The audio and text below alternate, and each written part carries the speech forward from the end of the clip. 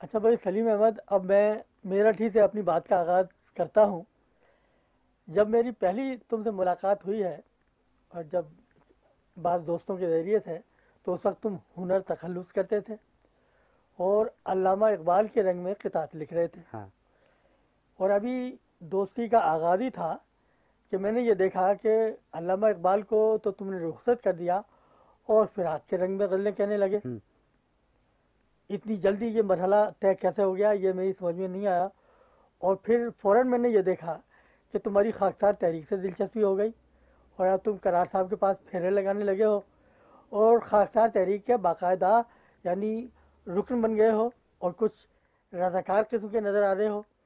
تو فراق کے رنگ میں غزل ایک طرف اور دوسری طرف خاکساریت، ہاں تو علامہ اقبال کے قطعات کے ساتھ تو یہ بات شاید نبھ جاتی، ہاں لیکن فراق کے رنگ کی غزل کے ساتھ یہ بات کیسے نبھ رہی تھی، یہ میری سمجھ میں نہیں آ رہا۔ ہاں تم ذرا اس کی ہاں وضاحت کرو کہ ہاں یہ بھائی تمہیں اس زمانے میں ہو اچھا، کیا رہا تھا۔ ہنر کا تو معاملہ یہ تھا کہ میں جب اس میں میرٹھ کا اس میں فیضان میں آیا 9ویں جماعت میں، تو میں نے کہا بھائی شاعر کا ایک تخلص ہونا چاہیے، اگر شعر کہتا ہے وہ شعر تو میں پہلے سے کہنا شروع کر دیا تھا میں نے۔ تو میرے دادا کا تخلص تھا ہنر، عباس علی ہنر، سید عباس علی ہنر۔ تو میں نے کہا کہ بھائی یہ جو تخلص اپنے خانہ ساز ہے اور اپنے دادا کا ہے، تو یہ میں اپنے نام کے ساتھ لگا لوں۔ چنانچہ میں نے ہنر اپنے ساتھ، وہ چند مہینے وہ رہا۔ خاکسار تحریک کا معاملہ یہ تھا کہ میں لکھنؤ میں ایک خاکساروں کا، جب وہ وہاں مد صحابہ ایجیٹیشن ہو رہا تھا، اس زمانے میں خاکساروں کا ایک وہاں وہ ہوا تھا، کیمپ لگا تھا، اور اس میں بڑے زبردست گویا انہوں نے اپنے مظاہرے کیے تھے، اور تو اس سے میں بے انتہا متاثر ہوا تھا۔ تو اسی زمانے سے میں نے الاصلاح اپنے نام جاری کروا لیا تھا، اس میں علامہ شقی کے مضامین پڑھا کرتا۔ تو یہ دلچسپی میری میرٹھ آنے سے پہلے سے تھی۔ اب یہاں آیا تو جناب کررا حسین صاحب ہوں، معلوم ہوا خاکسار تحریک سے وابستہ ہیں، تو مجھے بڑی میرے گویا دوست تھے نعیم، مرحوم نعیم الدین صدیقی، وہ مجھے کررا صاحب کے پاس لے گئے۔ تو میں نے کررا صاحب سے کہا کہ صاحب میں اس زمانے میں وہ جو ایک انجمن ادارے ادبیہ تھی، وہ چاہتا، میں نے کہا اس میں آپ ایک مضمون پڑھ دیجیے۔ تو کہنے کہ ہاں میں پڑھ دوں گا۔ تو میں نے کہا صاحب موضوع بتا دیجیے۔ انہوں نے کہا کہ صاحب لونڈے بازی میرا مضمون ہوگا۔ ہوں، تو یہ کررا صاحب سے ہمارا پہلا معاملہ ہوا، تو اس سے کررا صاحب دلچسپی بڑھتی گئی۔ یہ فراق صاحب جو تھے، یہ عسکری صاحب نے میرے پیچھے لگایا اس میں۔ ہاں، انہوں نے یہ کیا کہ تمہیں یاد ہوگا کہ میں علامہ اقبال کے نظم کی نظمیں و غزلیں لکھتا تھا، لیکن کچھ قطعات میں نے لکھے تھے جو میری ذاتی زندگی سے تعلق رکھتے تھے۔ تو انہوں نے میری جو بیاض مانگی مجھ سے، تو انہوں نے علامہ اقبال وغیرہ کے رنگ کی ساری شاعری چھوڑ دی اور وہ قطعات منتخب کر لیے، اور کہا کہ تم اس رنگ میں کیوں نہیں کہتے۔ تو فراق صاحب کی عشقیہ شاعری آ چکی تھی، اور عسکری صاحب اس کے عظیم ترین مداحوں میں تھے۔ تو انہوں نے مجھے فراق صاحب کے پیچھے لگا، تو وہ فراق صاحب اس طرح اس زندگی۔ ویسے میں آج تک یہ سوچتا ہوں انضاء حسین کہ میری جو ذاتی زندگی ہے، اس کا کوئی اظہار گویا وہ نوعیت میرے ہاں اختیار نہیں کر سکا جو میری ذہنی زندگی کا تھا۔ تو فراق صاحب سے اور اس قسم کی شاعری سے میری دلچسپی جو ہے وہ میری ذاتی زندگی تک محدود ہے، لیکن نظریاتی زندگی میری اس سے الگ رہتی ہاں، جو یہ تو اصل میں تو اس سلسلے میں ایک سوال کرنے ہاں والا ہاں ہوں، ہاں لیکن پہلے ایک آدھ بات اور اسی قسم کی ہو جائے کہ تم فراق صاحب کے رنگ میں غزلیں لکھتے لکھتے ہاں پاکستان میں وارد ہوئے۔ بارش ہاں میں تو لاہور میں ہاں رہ ہاں گیا، ہاں تم کراچی چلے گئے، عسکری صاحب بھی پھر ہاں کراچی آ گئے، ہاں اور جو میں غزلیں تمہاری پڑھتا رہا وہ فراق کا رنگ تھا شروع میں، اور وہ ہمیں غزلیں بہت اچھی لگتی تھیں۔ اور یکا پھر ہم نے دیکھا کہ تمہاری شاعری میں ایک دوسرا رنگ آ گیا، اور وہ اس قسم کی غزل جسے کہ تغزل دشمن ہاں غزل کہنا ہاں ہاں چاہیے، ہاں تو بالکل ہی الٹ قسم کی، جو فراق کی کے رنگ کے بالکل متضاد ایک رنگ تھا۔ بالکل یہ تبدیلی کس طریقے سے تمہارے یہاں آئی؟ اگرچہ اس کے اثرات پھر بعد کی ہماری غزل پر بہت پڑے ہیں، اور اس قسم کی غزل جو ہے بہت ایک فیشن بن گئی، لیکن غالباً آغاز اس رنگ کا تم سے ہوا تھا۔ تو یہ خیال تمہیں، یہ تبدیلی کیسے آئی اب تمہارے یہاں؟ یہ قصہ یہ ہے کہ شاعری کا جب تم مسئلہ چھوڑ رہے ہو، تو اس میں جب سے عسکری صاحب مجھے ملے اور انہوں نے مجھے فراق صاحب پر لگایا. اس وقت سے گویا یہ سمجھو کہ میں نے اپنی ذاتی شاعری کرنی چھوڑ دی. اور عسکری صاحب جو نمونے میرے سامنے رکھتے جاتے تھے کہ کبھی حسرت کا، کبھی حالی کا، کبھی داغ کا، کبھی یہاں تک کہ سودا کا، اور مطلب ایک آتش کا اور لکھنوی شعرا کا، کہ اسیر کا اور رند کا، وہ نمونے رکھتے جاتے تھے. وہ کہتے تھے کہ صاحب یہ کرو. اور اس سے وہ ایک عجیب بات کہا کرتے تھے جو میری اس وقت سمجھ میں نہیں آتی تھی. میں ان سے کہتا تھا کہ صاحب شاعری تو ذاتی جذبات اور ذاتی تجربے اور ذاتی زندگی کا اظہار ہے. وہ کہتے تھے کہ صاحب اس میں یہ آنے ہی نہیں دو. تا وقت کے بعد میں میری سمجھ میں آیا کہ وہ دس کہنا یہ چاہتے تھے کہ جب تک اظہار کے تمام سانچوں پر اور تمام اسالیب پر تمہاری دسترس نہ ہو جائے اس وقت تک گویا یہ کام شروع نہ ہو. چنانچہ انہوں نے یہ کیا کہ مجھے یہاں سے گویا شروع کیا اور پیچھے پیچھے پیچھے پیچھے پیچھے ہزاروں نمونوں در نمونوں میں لے گئے. ایک وقت ایسا آ گیا کہ جب انہوں نے کہا کہ سلیم احمد تم کو گویا غم کے اسالیب پر قابو ہو گیا ہے، تم تاثر پیدا کر لیتے ہو، تم گویا تمہیں قافیہ لکھنا آ گیا ہے، تم شعر کو مزیدار بنا سکتے ہو، مگر غم و غصے اور طنز کے اسالیب پر تمہارا کوئی تجربہ نہیں.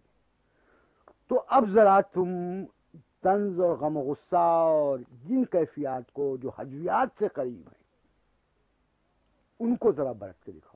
وہ میں نے کام شروع کیا تو وہ اس سے وہ غزل جس کا تم اشارہ کر رہے ہو وہ برآمد ہو گئی. تو وہ بھی گویا اسی طرح ایک تجرباتی بنیاد پر کہ اسلوب کے صرف گویا تجربہ کرنے کے لیے کیا.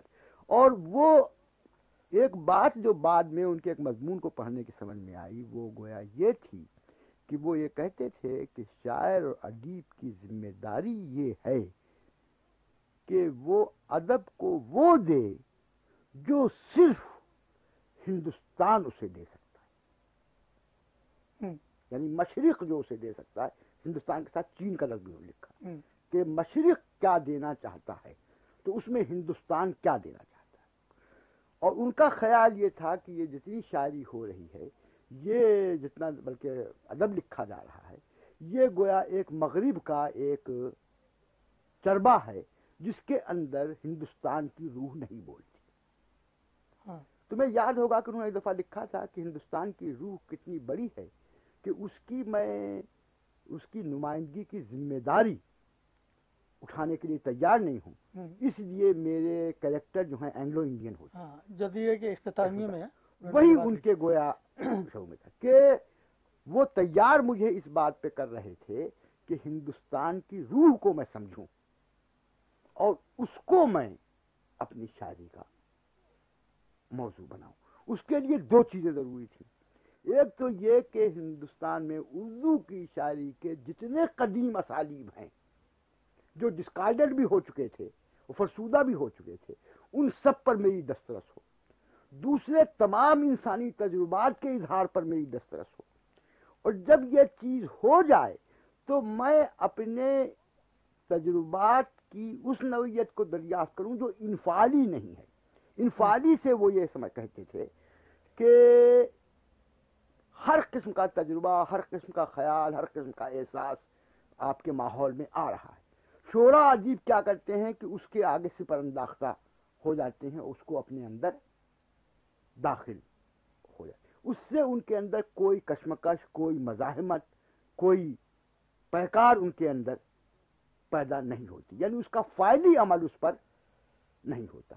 تو وہ یہ چاہتے تھے کہ یہ فعلی عمل ہو. اس لیے وہ اگر میں کوئی بھی شعر ایسا کہہ دیتا تھا جیسا کہ میرے ماحول میں ہو رہا ہے تو وہ کہتے تھے کہ یہ تو کسی کا نام لے لیتے شاید یہ تو وہ بھی کر سکتا ہے، یہ مثال، یہ تو فلاں بھی کہہ دے گا. سلیم احمد کا اس میں کیا ہوا؟ سلیم احمد سے وہ یہ کام لینا چاہ رہے تھے جو جیسا میں نے کہا کہ وہ گویا مشرق یعنی ہندوستان کی نمائندگی جس طرح اردو میں ہو سکتی ہے اس کا. اب مجھے یہ پتہ نہیں کہ یہ جسے میں کہتا ہوں کہ تمہارے ساتھ جو سانحہ گزرا ہے میری دانش میں، وہ عسکری صاحب کی صحبت کی وجہ سے گزرا یا خود تمہارے اندر کوئی ایسی بات تھی؟ شروع کا جو تمہارا زمانہ ہے جس کا میں نے ذکر کیا کہ تم فراق کے رنگ میں جب غزل تم نے کہنی شروع کی، تو وہ ایک ایسی شاعری تم کر رہے تھے جس میں تعقل کا کوئی زیادہ عمل دخل نہیں تھا، ٹھیک ہے، وہ تجربے کی شاعری، ٹھیک، یعنی فراق کی شاعری بھی اسی قسم کی ہے جس میں تجربے پر زیادہ زور ہے، اور تعقل ان کے یہاں آتا بھی ہے تو ضمنی طور پر، جو پروفیسر کی حیثیت سے کبھی کبھی وہ شکل کرتے تھے۔ اچھا، لیکن رفتہ رفتہ جب تم اس اثر سے نکلے ہو، فراق والی غزل کے اثر سے، اور وہ جو دوسری قسم کی غزل آئی، تو تمہارے یہاں اب یہ نظر آتا ہے کہ یہ اس کی شاعری میں تعقل آ رہا ہے اور کسی سوچے سمجھے منصوبے کے تحت آ رہا ہے۔ اچھا، اسی کے ساتھ تمہارے تنقیدی مضامین بھی آئے، لیکن رفتہ رفتہ مجھے یہ احساس ہوا کہ مجرد تصورات سے تمہاری دلچسپی بڑھ رہی ہے، اور وہ شاعری جو ہے جسے شاعری کہتے ہیں اس سے دلچسپی کم ہوتی جا رہی ہے، تو وہی مجرد تصورات جو ہیں وہ شاعری میں بھی اپنا عمل دخل کرتے جا رہے ہیں۔ تو مجھے یہ نظر آ رہا ہے کہ تم ہمارے لیے تو شاعر تھے، شاعر کے طور پر پیدا ہوئے تھے، لیکن منزل ایک وہ آ گئی جب کہ شاعر پیچھے رہ گیا اور تم نے مجرد تصورات سے اتنی شغف کا اظہار کیا کہ تم ایک عالم اور ایک مبلغ زیادہ نظر آنے لگے۔ اس کی ذرا تم مجھے میں بتا، اس کی وجہ یہ تھی جیسے میں نے بتایا تمہیں کہ ایک تو میری دلچسپی جو مذہب سے تھی، اور مذہب سے دلچسپی بالآخر آدمی کو تعقل پر لے جاتی ہے اگر وہ صرف ایموشن پر بیس نہ ہو، اور اس کے میں مناظرہ باز ہمیشہ کا تھا، اور مناظرہ بازی اور اس قسم کے تصورات سے اور عقائدی اور مجھے بڑی دلچسپی ملی۔ عسکری اس کا شاعری سے جب یہ بنتا ہے کہ عسکری صاحب نے جو کام مجھ سے لینا چاہا وہ بیسی شعور پہ کرتا تھا، وہ مطلب یہ کہ جس طرح ان کے اندر اس کے تجربے کی نوعیت ہوگی، لیکن میں جب خارجی طور پہ سمجھ شروع کرتا رہا تو میں سمجھتا تھا کہ یہ عقلی کام ہے کہ مجھے رند کے رنگ کی یا اسیر کے رنگ کی اس کو اپنے اندر جلب کرنا ہے اور اس کے بعد اس کو ریپروڈیوس کرنا ہے۔ تو یہ میں نے وہ لکھ دیا جو فقرہ ایک بار زبردست وہ بنا کے شاعری شعور کی اولاد ہے۔ تو وہ قصہ ہے کہ وہ کابھی میں یہ کر رہا تھا کہ ساری یہ شعور تھے کہ میں آج سودا کے رنگ میں کر رہا ہوں، کل پر میں اسیر کے رنگ میں کر رہا ہوں، پرسوں حسد کے رنگ میں کر رہا ہوں، تو یہ کوئی اس انسانی کو تجرباتی رویت تو یہ نہیں ہوتی۔ لیکن جب ایک وقت ایسا اس میں آ گیا جب میں نے عسکری صاحب سے کہہ دیا کہ اب یہ کام میں نہیں کروں، وہ جناب ناراض ہو گئے، اور جب میں نے غزلیں نہیں کہیں تو انہوں نے یہ کہا کہ سلیم احمد جو ہے اب لونڈوں کو خوش کرنے کے لیے شعر کہہ رہا ہے، اور ایک الزام انہیں مجھے میں لگایا کہ جو کام وہ کر سکتا ہے اس کے کرنے کے بجائے وہ شہرت کے پیچھے پڑ گیا ہے، اور جو کام انہوں نے کرایا اور بیاض میں اس کی 16-17 غزلیں ہیں، اس کی انتظار وہ ہائیسٹ انہوں نے تعریف کی کہ اگر وہ کسی شاعر کی کر دیں تو وہ شاید پاگل ہو جائے۔ انہوں نے یعنی یہ کہا کہ صاحب یہ کام وہ ہے کہ اگر فیض صاحب کر دیں تو ان کو فخر کرنا چاہیے۔ ناصر کاظمی کے بارے میں کہا کہ سلیم احمد کے 2 شعر ناصر کاظمی کے دونوں مجموعوں پر بھاری۔ ایک روز جا رہے تھے اور میں نے مجھ سے غزل سنی، تو مطلب یہ کہ میرا ہاتھ پکڑ لیا اور کہنے لگے کہ تجھے ہو کیا گیا ہے؟ میں نے کہا کہ صاحب کیا بات ہے؟ کہنے لگے کہ بھائی میں نے یہ پڑھا تھا کہ باغ و بہار جب امیر خسرو نے لکھی تو نظام الدین اولیاء رحمۃ اللہ علیہ بیمار تھے، وہ انہوں نے سنائی ان کو، تو انہوں نے کہا کہ میں شفا یاب ہو گیا، اور دعا دی باغ و بہار کو کہ یہ ہمیشہ باغ و بہار ہی ثابت ہو۔ کہنے کہ میں نے پڑھا تو تھا لیکن مجھے اس پہ یقین نہیں تھا، اب ذاتی تجربے سے مجھے اس پہ یقین آ گیا، تیری غزلیں سن کر میں شفا یاب ہو گیا، میں بیمار تھا۔ یہ انہوں نے ایک روز کہنے لگے کہ سلیم جو کام تو نے کیا ہے وہ تو کوئی اور تو کیا کرے گا، میں بھی نہیں کر سکتا۔ میں نے کہا صاحب آپ کیوں نہیں کر سکتے ہیں؟ آپ خود افسانہ نگار ہیں اور آپ تخلیقی کام اس میں کر سکتے ہیں۔ انہوں نے کہا نہیں، افسانے میں اس لیے نہیں کر سکتا کہ افسانے کے پیچھے یہ اتنی بڑی روایت نہیں ہے جتنی بڑی غزل کی روایت۔ تو یہ ان غزلوں کی یعنی انہوں نے یہ تعریفیں مجھ سے کی، اور ایک دفعہ میں نے ان سے شکایت کی کہ صاحب یہ تو آپ نے مجھ سے لکھنؤ کے رنگ میں غزلیں کہلائیں، یہ لکھنؤ کیسا ہے کہ آل رضا تک مجھے داد نہیں دیتے. تو انہوں نے کہا بھائی آل رضا تو عزیز احمد کے اس کے عزیز لکھنوی کے لکھنؤ کے ہیں، یہ آتش کے لکھنؤ کے تھوڑے ہی ہیں، ان کو کیا پتا لکھنؤ کیا چیز ہے. تو یہ ان کا رویہ تھا. اس کے بعد جب میں نے یہ کہا تو وہ بیزار ہو گئے مجھ سے. تو وہ اب تم اکائی پر ہو گئے تو اس میں دیکھو گے کہ میں نے اس سے کتنا اس کو وہ کیا ہے. اچھا یہ ہے کہ جہاں تک شاعری کا تعلق ہے اور ادب کا تعلق ہے تو عسکری صاحب نے جو جو تمہیں راستے دکھائے تم اس پر چلے اور اس میں تم نے بہت یعنی کمالات یہ جس سے انہوں نے تمہیں بہت داد دی بول کر. لیکن ایک دوسرا شعبہ جو ہے اس سے جب تمہاری دلچسپی بڑھی تو وہاں صورتحال کچھ مختلف ہو گئی. یعنی جب تمہارا دلچسپی اسلام سے زیادہ بڑھی اور تم نے اس قسم کا کام کیا کہ بھائی آج کے جو سیاق و سباق ہے، بالخصوص آج کے پاکستان کے جو سیاسی حالات ہیں ان کے پس منظر میں اسلام کی تشریح اور تفسیر، تو عسکری صاحب بھی اپنے طور پر یہ کام کر رہے تھے. لیکن یہاں تمہارا راستہ ایک ایسی اس سمت میں تم چلے گئے کہ عسکری صاحب منہ دیکھتے رہ گئے کہ بھائی یہ میرا شاگرد عزیز میں کیا کہہ رہا ہوں اور یہ اسلام کو کس طریقے سے سمجھ رہا ہے اور یہ ان لوگوں کے پیچھے چلا گیا جن سے عسکری صاحب بہت یعنی خائف نظر آتے تھے اسلام کی تفسیر اور تشریح کے سلسلے میں. ایسا کیوں ہوا؟ ہاں اچھا میں اس وقت بھی یہ نہیں آتا کہ عسکری صاحب جو تھے ان لوگوں کے اس وقت بھی مخالف تھے جب وہ ان کا کوئی تعلق مذہب سے نہیں تھا اور مذہب سے ہونے کے بعد مخالف. میری اس سے مطلب یہ کہ زندگی کا میری یہ ایک المیہ ہے کہ عسکری صاحب سے کا انتقال جب ہوا تو 2.5 سال سے ہماری ان کی ملاقات بند ہو چکی تھی.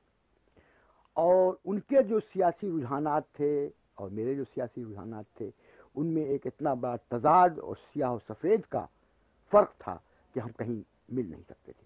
لیکن میرا مسئلہ یہ تھا کہ میں تو ان کو اپنا استاد اور استاد سے بہت زیادہ ان کو سمجھتا تھا. اور میں نے بقول تمہارے کہ تم کہا کرتے تھے کہ سلیم وہاں عسکری رہتے ہیں، عسکری کے لیفٹیننٹ سلیم احمد رہتے ہیں، تو میں نے تو مطلب یہ کہ یہ لکھا کہ میں انفرادیت کے نام پر بھی عسکری سے اختلاف نہیں کرتا اور جو جیسا وہ کہتے ہیں ویسا کرتا ہوں. مجھ سے انہوں نے یہ کہا کہ تم سیاسی مضامین لکھو، کیا تم لکھنے کے لیے تیار ہو؟ میں نے کہا کہ میں لکھنے کے لیے تیار ہوں. اچھا سر فلاں رسالہ نکل رہا ہے اس میں لکھنا.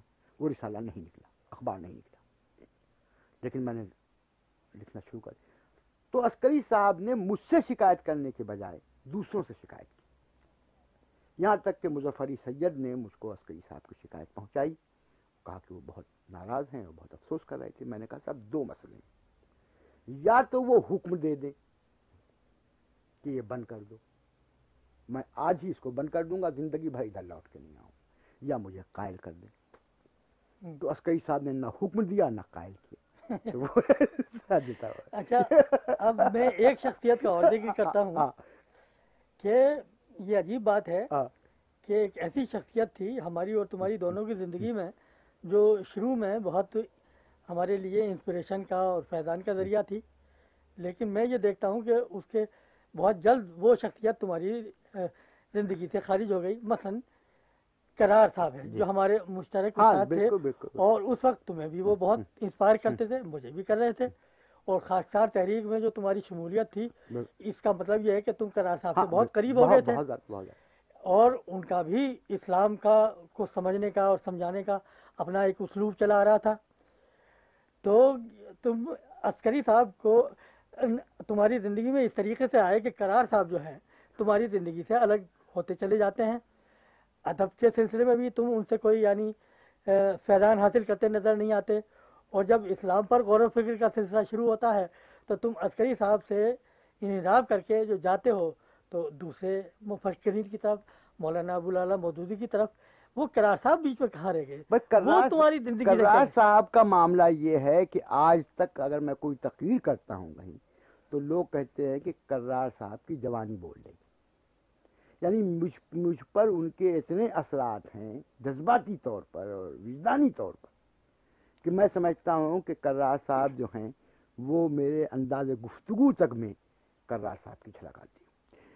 لیکن کرار صاحب سے یہ تعلق میرا عسکری صاحب کی وجہ سے کچھ گہن میں آ گیا، اور عسکری صاحب نے میرے دماغ کو اتنا متاثر کیا کہ اس میں جو تعلق میرا جذباتی تھا کرار حسین سے وہ گویا دب گیا. اور ایک وقت گویا ایسا آ گیا، اب میں یہ بزرگوں کی باتیں ہیں، کہیں دنیا ریکارڈ یہاں ہو رہا ہے کہ دونوں استاد شاگرد بھی تھے اور دونوں میں تھا، لیکن اندر ان دونوں کے ایک قسم کی اچھا ہاں یعنی الگ طور پر جو عسکری صاحب مجھ سے کرار صاحب کے بات کرتے تھے تو سارے ادب و احترام کے باوجود وہ ایسا ہوتا تھا کہ جس کو تنقید کہا جا سکتا ہے.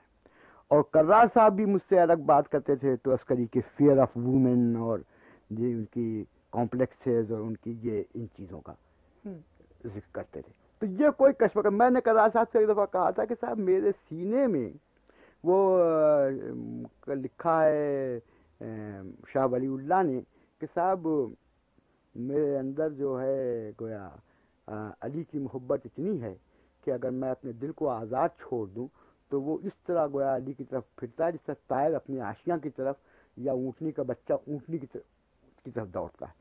لیکن مجھے حکم ہے کہ میں ابو بکر صدیق کی تعریف کروں. تو کہا میں نے کہا کہ صاحب میرے معاملے میں یہ ہے کہ میرے سینے میں بھی عسکری اور کرار حسین کی کشمکش ہوتی رہتی اور آج تک میں اس کو ریزالو نہیں کر سکا کہ وہ کس صورت. لیکن میں سمجھتا ہوں کہ عسکری صاحب کی موت کے بعد یہ اس کشمکش جو تھی یہ بہت حد تک وہ ہو گئی، اور اب گویا میں دونوں کی چیز اپنے دل و دماغ میں بہت گہرائی سے محسوس کرتا ہوں. اچھا اب میں یہ سوچ رہا ہوں کہ جیسے سب یعنی بزرگوں ہی سے تمہارے تعلقات رہے ہیں، تمہارے ہم عصر بھی تو ہوں گے. مثلا میں جب مجھ سے کوئی بات کرتا ہے تو میں اپنے استادوں کا ذکر کرنے کے بعد تو یہ بھی کہتا ہوں کہ ناصر کاظمی میرا ایک ہم عصر تھا جس سے میں نے بڑے اثرات قبول کیے، تو اور ہم نے مل کر بہت کچھ ادب میں کرنے کی کوشش کی. تو تم نے کوئی ایسے ہم عصر بھی تمہارے ہیں جن سے تمہارا کوئی رشتہ رہا میرا ہو؟ المیہ یہ ہے کہ میں ذاتی تعلق میرا تم سے بھی ہے، ہاں ناصر کاظمی سے بھی تھا، جمیل جالبی سے ہے، علی سے ہے، عزیز حمید مدنی سے ہے، مجتبیٰ حسین سے ہے. جی یہ میرے بڑے جذباتی طور پہ قریب اور بہت یعنی مجھ کو عزیز ہیں. لیکن میرا اس سے تخلیقی تعلق کوئی نہیں. تمہارا تخلیقی تعلق بنا ہے لوگوں سے، لیکن میرا تخلیقی تعلق کسی آدمی سے نہیں بنا، اور نہ میں سمجھتا ہوں کہ ان میں سے کوئی آدمی ان مسائل سے کسی طرح بھی وابستہ رہا جو مسائل میرے ذہن کے اور جذبات کے بنے، یا کسی سے میرا اشتراک. میں عقلی طور پر بہت سی چیزیں تمہاری پسند کرتا ہوں، پڑھتا ہوں، بعض چیزوں میں تم سے بہت زیادہ قریب ہوں. مثلا جب تم علامتوں کے زوال کی بات کرتے ہو، نئے تصوف کی بات کرتے ہو، اور گویا ماضی کے ڈائمنشن کی بات کرتے ہو تو بہت زیادہ.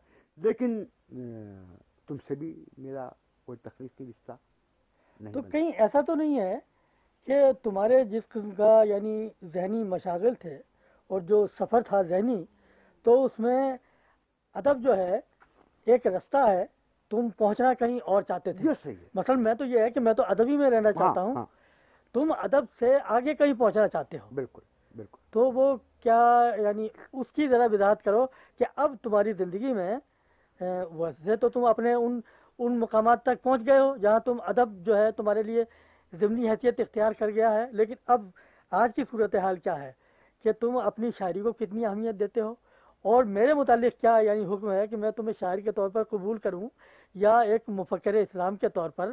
تو ذرا اس کی ذرا وضاحت ہو جائے. بھائی ابھی میں مطلب یعنی جب میں نے ابھی ایک انٹرویو میں کہا، ان کا صاحب آپ کیا کرنا چاہ رہے ہیں؟ میں نے کہا صاحب میں 3 کتابیں لکھنا چاہ رہا ہوں.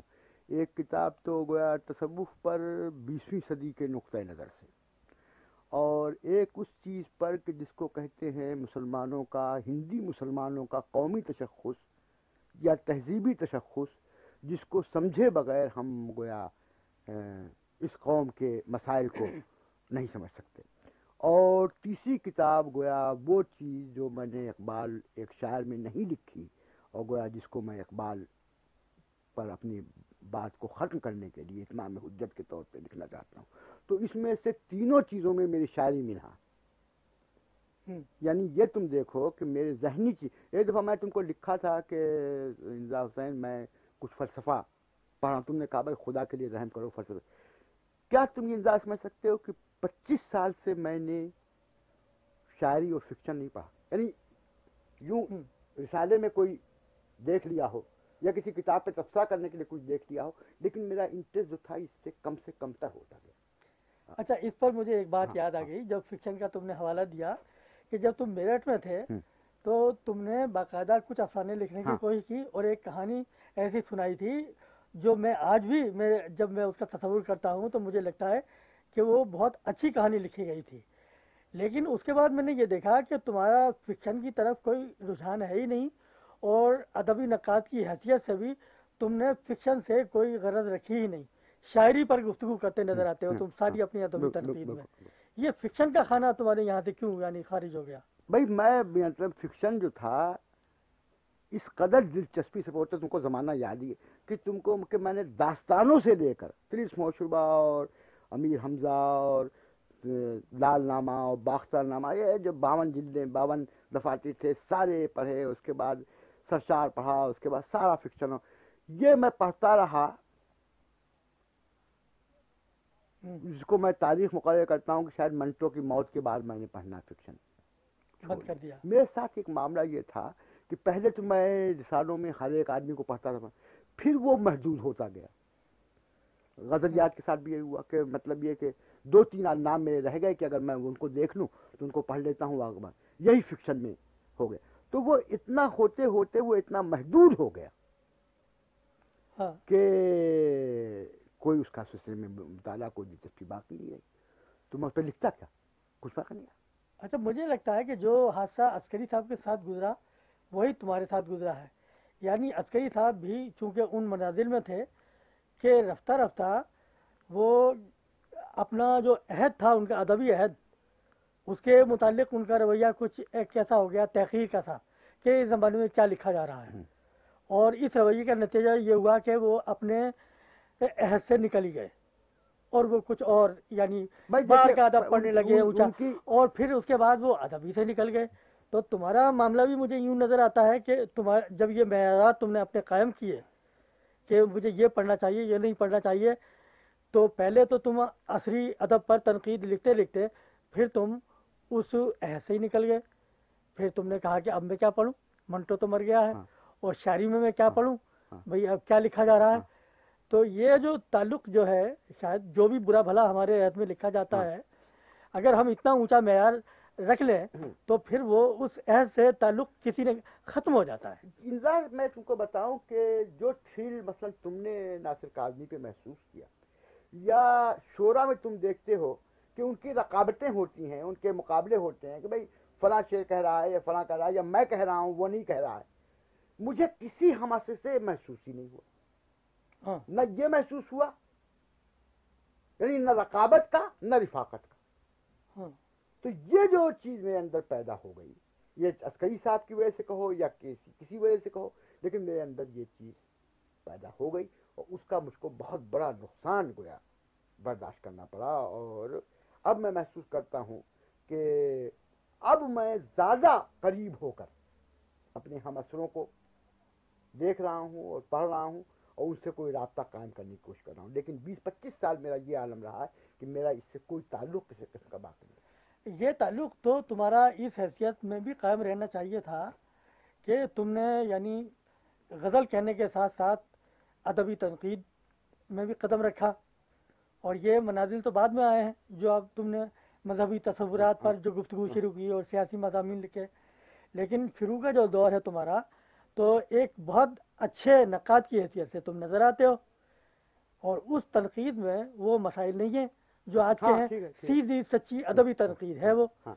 اس میں بھی اس کے واسطے سے بھی تمہارا اپنے حد سے تعلق قائم تھا جب کہ تم نئی نظم اور پورا آدمی لکھ رہے تھے یا اور مضامین. تو یہ ادبی تنقید से भी यानी बेताल्लुकी तुम्हारे यहाँ क्यों, नहीं, किस वजह से इसमें पैदा हुई? एक बात को जो तुमको बता देना जरूरी है कि मैं नई नज्म पूरा आदमी मैं लिखा, वो गजलियात लिख रहा था, फला कर रहा था। इसमें एक पीरियड आया सन 63 में कि जब मुझे नर्वस ब्रेकडाउन, उस नर्वस ब्रेकडाउन की मेरी जिंदगी में बड़ी जबरदस्त अहमियत है, क्योंकि वो गोया एक मजहबी दीवानगी का मजहर था। यानी वो कैफियत ये थी इंतजार कि मैं रात रात भर नमाज पढ़ता रहता और कुरान की तिलावत करता रहता और पूरी पूरी रात गोया मैं सजदे में रहता। तो वो 7 दौरे मुझको हुए। उसने मेरे शऊर की कैफियत को इस तरह मुनकलिब कर दिया कि मुझे मतलब ये कि शेर व अदब से, और मेरा ये वही वक्त है जब मैं सबसे ज्यादा पुरजोश होकर शेर व अदब के बारे में लिख रहा। यानी सन 61 में नई नज्म पूरा आदमी आई है, ये सन 63 का गोया जिक्र है।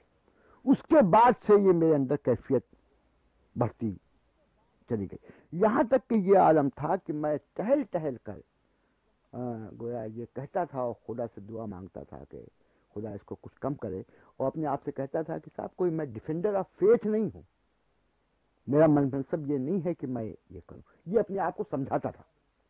लेकिन वो कैफियत मुझ पर गालिब, वो मुझे यानी यहाँ तक ले गई कि मैंने मतलब ये कि यही जो मौलाना मौदूदी और फलां और इमाम को गोया एक इस्लामी रेनेसां की, वो शायद खाकसार तहरीक में भी उसका बीज मौजूद था उसमें, जी। तो वो गोया वो मुझ पर, लेकिन अब मैं एक बैलेंस अपने अंदर महसूस कर रहा हूँ और मेरी अदबी दिलचस्पी फिर रिवाइव हो रही, जो गोया 20-25 साल।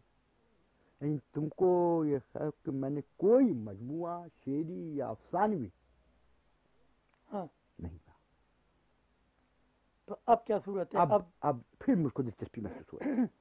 तो ये जो हमारा अहद में जो अदब लिखा गया है, तुम दोबारा इसमें यानी मैं दोबारा इसमें रुजू कर रहे हो, पढ़ रहे हो उसे, तो अब ये जो वापसी हुई है और अब इस अदब को देख रहे हो, तो इसके बारे में क्या तुम्हारा तासुर है? मेरा तासुर ये है कि इस अदब में गोया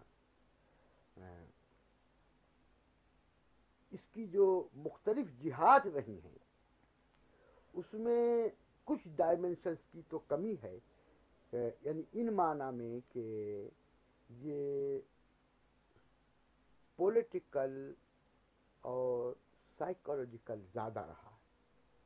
यानी या तो लोग अपने जज्बाती और नफ्सियाती मसाइल लिखते रहे हैं, या मतलब ये कि सियासी चीज़ें लिखते रहे। लेकिन इसमें एक डायमेंशन जो मेटाफिजिकल तजुर्बे की है वो इसमें से मादूम है, जिसकी वजह से ये तजुर्बात में गहराई और वो मानवियत और वो चीज़ पैदा नहीं होती। चूँकि मैं समझता हूँ कि वो 7 दौरे मेरे जो थे उनमें मुझे ऐसे तजुर्बात हुए हैं कि जो इस डायमेंशन को समेटते हैं।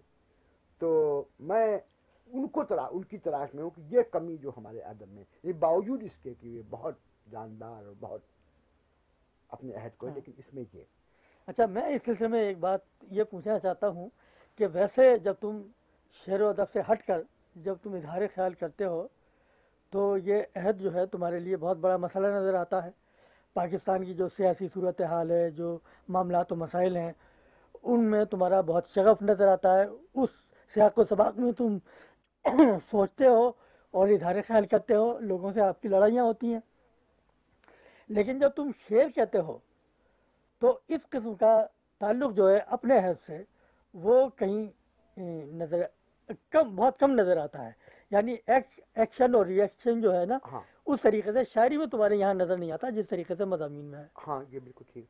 सवाए एक नज़्म मशरिक़ थी। मशरिक़ में तो मैं अपने माहौल से बहुत ज़्यादा वाबस्ता हूँ। वो चूँकि छपी नहीं है, लिहाजा उसके वो मेरी पूरी ज़िंदगी से वो जो मैं तुमसे कह रहा हूँ कि मेरी ज़िंदगी से गोया शख्सी एलिमेंट और शख्सी दिलचस्पी जितनी चीज़ें हैं वो कम हो गई और ज़्यादा ये बढ़ गई कि वो टेक्निक और उसका उसलूब, जैसे मैं कह रहा था कि तमाम कदीम और जदीद जिंदा और मुर्दा असालीब के तजुर्बे, उसमें मेरे 25-30 साल लग गए।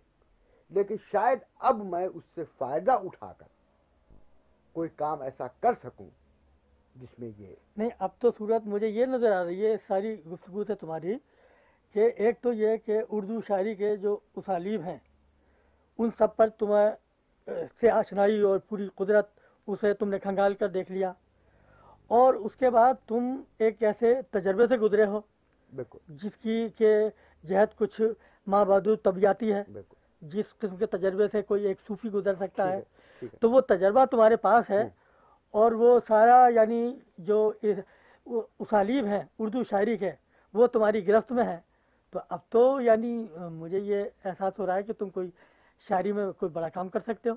مجھے بھی امید یہی ہے، مجھے بھی امید یہ کہ اسکئی صاحب نے جو 21 سال اس کو ریاضت کرائی، شاید یہ وقت وہ ہے کہ اب اس کا کوئی ثمر مجھے حاصل ہو سکے، کیونکہ یہ بات میں نے گویا سیکھ لی تھی اور انہوں نے کہا تھا کہ جب پہلا کام تو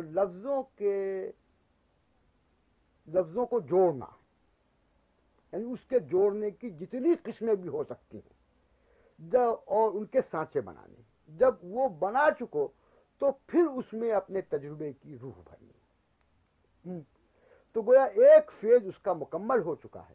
اب اگر میرے پاس کوئی زندگی باقی ہے تو میرے پاس ایسے تجربات ہیں اور ان کے اظہار کے ایسے سانچے ہیں کہ جو ہم اکثر شاعری کے پاس نہیں، شاید میں وہ کام کر سکتا۔ اچھا، تو اس وقت جو شاعری میں تجربے ہو رہے ہیں، کوئی نثری نظم ہے اور اس سے پہلے جو تجربے ہو چکے ہیں ان پر تو تم اظہار خیال کر ہی چکے ہو، تو اس وقت جو شاعری ہو رہی ہے ہمارے غزل سے ہٹ کر اور غزل میں، اس کے بارے میں تم مجھے بتاؤ، بالخصوص یہ نثری نظم کا مسئلہ جو ہے آج کل۔ نثری نظم میں مطلب یہ کہ نثری نظم کا ابھی تک بطور ایک آرٹ فارم کے اس کا کوئی اصول یا اس کا کوئی وہ پہلے، یعنی یہ معلوم ہوا کہ اس میں کچھ تجربات کی تشکیل کی جا سکتی ہے، کچھ تجربات کا اظہار کیا جا سکتا ہے، لیکن ان تجربات کی جمالیاتی قدر و قیمت کیا ہوگی اس کا تعین جو ہے بہت دشوار ہے۔ اور میں نے گویا یہ محسوس کیا کہ جو نثری نظم لکھ رہے ہیں جن کی چھپی ہیں اب تک، ان میں سب سے بہتر کشور نے لکھی ہیں نظمیں، اچھا، اور کشور کی نظمیں مجھ کو بہت پسند آئیں، ان کا کانٹینٹ بھی اور اس کا ٹریٹمنٹ بھی جو تھا وہ بہت مجھ کو زوردار لگا، اور میں نے اس سے کہا بھی کہ صاحب میں نے یہ محسوس کیا کہ تم نے سب سے بہتر نثری نظمیں لکھی ہیں۔ ایک بات انذار حسین کہ غزل میں جو جذباتی شاعری ہوئی ہے اور فکشن میں جو جذباتی فکشن لکھا گیا ہے، اس کی روایت ہمارے ہاں اتنی ضرور موجود ہے کہ جذباتی نثری نظم آسانی سے لکھی جا سکتی، لیکن اگر صرف جذباتی تجربات ہی کا اظہار بیان کرنے کی ضرورت ہے تو وہ مطلب یہ اس کے لیے نثری نظم کی کیا ضرورت ہے، یہ میں سوچتا ہوں۔ اب اس میں بھی یہ ہے نا کہ ایک تو ہوتا ہے جذبے کا اظہار اور ایک ہوتی ہے جذباتیت، تو ہمارے یہاں جو ایک چلا آ رہی ہے روایت، وہ جذباتیت کو ہم نے جذبے کے ساتھ کچھ گڑبڑ کر دیا ہے، کچھ یہ خرابی بھی چلی آ رہی ہے ہماری شاعری میں بھی اور ہمارے افسانے میں بھی۔ اور اب ایک دوسری بات یہ کہ اب تم نے اپنی شاعری کا اتنا گہرا مطالعہ کیا ہے اور مختلف اسالیب کو، زبان و بیان کو دیکھا ہے، نثر بھی تم نے دیکھی ہے، تو یہ جو ایک عام تاثر ہے ایک سمجھدار آدمی کا اس زمانے میں کہ ہمارے یہاں زبان اور بیان کے اعتبار سے نثر بھی زوال کر چکی ہے، اب وہ رچنس نثر میں وہ یعنی ایک نظر نہیں آتی جو ہمارے یہاں نثر مختلف ادوار میں دکھا چکی ہے، اور یہی شاعری کی صورت ہے کہ زبان و بیان وہاں بھی اپنا زوال کر رہے ہیں، تو یہ جو ہے نا صورت حال۔ اس میں انتظار میں یہ کہوں گا کہ جہاں تک نثر کا تعلق ہے تو تمہارے افسانے مجھ کو اس بنا پر بہت اہم معلوم ہوئے دوسرے لوگوں کے، یہاں تک کہ بیدی تک کے مقابلے پر، کہ تم نے اردو نثر کے جتنے اسالیب کو آزمایا اتنا کسی آدمی نے اتنے مختلف اسالیب کو نہیں آزمایا۔ اور تم کو میں یہ بتاؤں کہ ریڈیو کی ملازمت میں نے بھی نثر کے اتنے اسالیب آزمائے کہ شاید کسی فکشن رائٹر نے اتنے نثر، یعنی مختلف قسم کی نثریں، تجزیاتی نثر اور عقل محض کی نثر لے کر جذباتی ترین نثر، کوئی اسلوب ایسا نہیں تھا جس کی میں نے وہاں. اب دیکھو تم نے ریڈیو کا حوالہ دے دیا ہے تو اب مجھے یہ احساس ہو رہا ہے کہ ایک شاعر کی حیثیت سے اور ایک ادیب کی حیثیت سے تم شروع سے دشمنوں میں گھرے ہوئے رہے ہو. ایک تو یہ مجرد تصورات ہلکا ڈالے رہے تمہارے، ایک یہ ریڈیو اور اس کے بعد ٹی وی، یہ تمہارے دو بہت بڑے دشمن مجھے نظر آتے ہیں کہ اس میں بھی یہ جو تمہاری تخلیقی یعنی جوہر ہے اس میں مجھے کچھ خاصا ضائع ہوتا نظر آتا ہے. وہ تو ویسے تو ہم سبھی یہ کام کرتے ہیں، میں اخبار نویسی کرتا ہوں، ریڈیو کے لیے بھی لکھتا رہا ہوں، لیکن جس طریقے سے یہ میڈیا جو ہے نا، ریڈیو، ٹی وی اور پھر یہ تعقل، انہوں نے تمہیں یعنی ضرر پہنچایا، مجھے لگتا ہے کہ اور کسی لکھنے والوں کو اس طریقے سے نہیں پہنچایا ہے. ہاں یہ صحیح. تو تمہاری یہ دوستی جو ہے ریڈیو اور ٹی وی سے تمہیں پسند ہے؟ مجھے تو اخبار سے اپنی دوستی پسند نہیں ہے بالکل. ہاں ہاں ہاں ہاں نہیں، میں تو ان میں بہت انوالو ہو جاتا ہوں. میں جب لکھتا ہوں ریڈیو ٹی وی کے لیے، تو یہاں تک کہ فلم کے لیے میں لکھتا تھا تو مجھ پہ جنون طاری ہو جاتا کہ میں اس وقت مجھے کوئی چیز سوچتی نہیں تھی بالکل. ایک طرح کی گویا میرے اندر یہ چیز ہے کہ افراد کے ساتھ بھی رہی ہے اور ان چیزوں کے ساتھ بھی رہی ہے، ان اداروں کے ساتھ بھی، کہ میں ان کا وفادار بہت رہا ہوں. اچھا، تمہارے برخلاف میں بہت بے وفائی کرتا ہوں. یعنی میں اخبار میں ملازمت کرتا ہوں اتنے عرصے سے، اور میری کالم نگاری بھی، داد واد بھی لیتا رہتا ہوں، لیکن میں نے اس کے لیے بالکل الگ خانہ لگا رکھا ہے کہ بھائی یہ میرا پیشہ ہے، مجھے کالم لکھنا ہے، اس کے بعد گھر آ کر دوسرا کام کرنا ہے. تم اس میں بالکل یعنی مبتلا ہو جاتے ہو، اس کے اندر مبتلا ہو جاتا ہوں. اور دوسری بات یہ ہے کہ مبتلا ہونے کے باوجود تم یہ دیکھو کہ میں نے اپنی نثر میں، اپنی تنقید میں مطلب یہ کہ اتنا تحفظ کیا کہ میں نے ان کے اثرات آنے نہیں دی.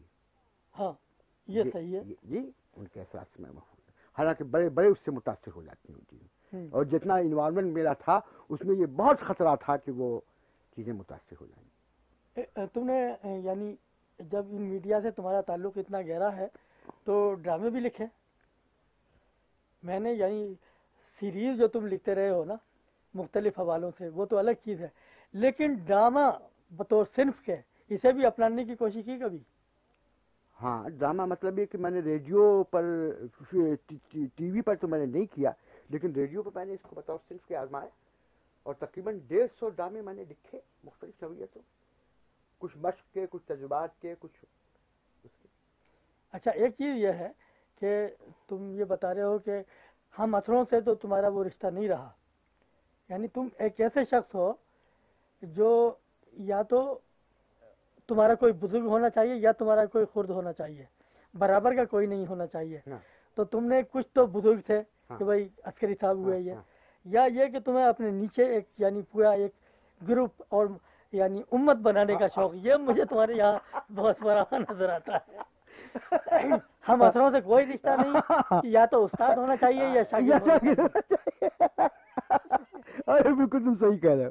تو امت کا تمہارا یعنی اس کے بارے میں تمہارا کیا خیال ہے؟ اس میں سے کوئی جوہر قابل؟ میرے اندر تو ایک لیڈر تو ہے، ہاں، بلکہ لیڈر تو میں تکلفاً کہہ رہا ہوں، ایک پیغمبر ہے میرے اندر، اور اس کی یعنی بعض اوقات وہ بڑا خشمناک ہو جائے جی، اس میں خشمناکی اور یہ عناصر بھی اس میں پیدا ہو جاتے ہیں.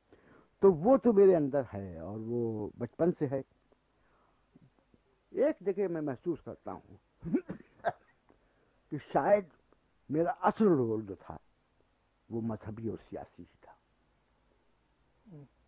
یعنی ایک بڑے معنوں میں، یعنی ایک ایسے معنوں میں کہ جو انسانی تقدیر پر یا قوموں کی تقدیر پر تفلسف بھی کرتا ہو، تعقل بھی کرتا ہو، اور اس کے گویا اس کی تقدیر کے مسائل سے بھی. اور یہ شعر و ادب کا کام گویا مجھے، میں کہتا ہوں بھائی چھوٹا چھوٹا چڑیا لوگ ہے، چی چی چی چی چی چی کر رہا ہے، ایک غزل لکھ لی ہے تو کہہ رہا ہے کہ بس میں تو کائنات کا سب سے بڑا آدمی ہو گیا. کوئی یہ میرا اندر سے رویہ ہے. اچھا، ایک تمہارا رول دوسرا بھی ہو سکتا تھا اس کے ساتھ ساتھ، جب تمہارے ارد گرد میں لکھنے والوں کو دیکھتا ہوں جو کہ ابھی ابتدائی منزلوں میں ہیں یا جو تم سے بہت عقیدت رکھتے ہیں کہ جو ہمارے ادب میں میرا جی کا رول رہا ہے کہ ایک ایسی فضا پیدا کرنا اور جو نئے ذہن اٹھ رہے ہیں ان کی تربیت کہ وہ آگے چل کر کچھ بنے. تو میرا جی تو اپنے اس رول میں کامیاب رہے ہیں. تو لیکن مجھے ابھی تک تم اپنے اس رول میں کوئی زیادہ نہیں، وہ رول ہی میرا نہیں ہے. میرا جی تو ادیب پیدا کرنا چاہتے تھے. میرے پاس ادیب آتا ہے ادب چھوڑ دیتا ہے، پھر وہ ان مسائل میں لگ جاتا ہے. اگر لگ گیا یا تو وہ ہو جاتا ہے معطل، ذہنی طور پہ جو ہے وہ کام کرنا چھوڑ دیتا ہے، پھر وہ جو میں کہتا ہوں وہ کہنے لگتا ہے. اور اگر وہ ہوتا ہے تو پھر وہ اس کے اندر یہ تحقیر پیدا ہو جاتی ہے کہ یہ تو کام ہی کوئی نہیں ہے، کام تو کوئی ہے وہ کرنا ہے جو یہ اسے پیدا. ان کا کام تو ادیب پیدا کرنا تھا. اچھا صاحب کتنا ہو گیا معاملہ؟ اب میرے ذہن میں کوئی سوال نہیں آ رہا اس وقت.